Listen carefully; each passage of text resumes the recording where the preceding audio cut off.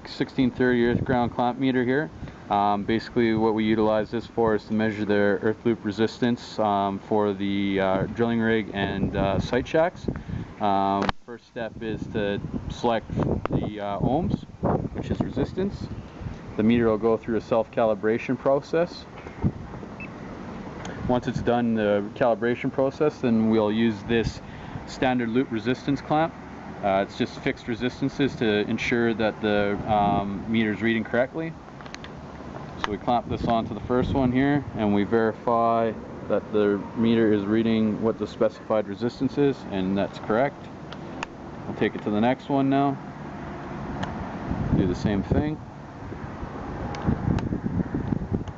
That one. Same thing, verify the resistance. This one. Same thing. So now that we've done that, we can verify that the meter is reading accurately. And what we'll do now at this point in time is we'll test these earth loop to ensure that it falls within the guidelines that specified. An acceptable reading for earth loop resistance is 0.5 ohms. So we'll start with the main earth here. It's just a matter of clamping the meter around the actual main earth cable, and we can verify that yes, this resistance reading is lower than the required 0.5, so this is acceptable. Next point that we'll move on to now is going to be our equipotential bond, and we'll start right here, and we'll do exactly the same thing. Verify, clamp around the cable.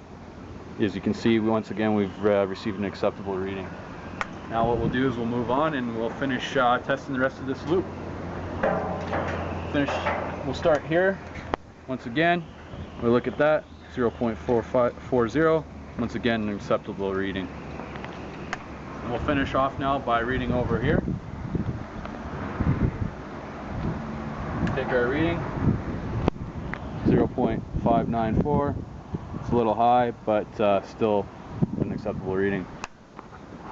At this point in time, what we'll do, we'll simulate a couple different scenarios that may take place so that you can see the difference in readings.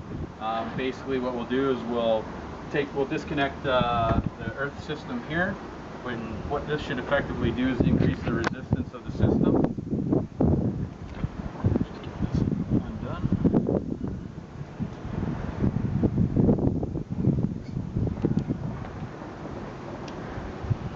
So what we've done effectively now is we should have increased the resistance of the loop. So we'll go back over here, take a quick reading. As we can see, the resistance has jumped up. So this is basically signifying that we have a break within our loop. We'll go back over here, plug this back in,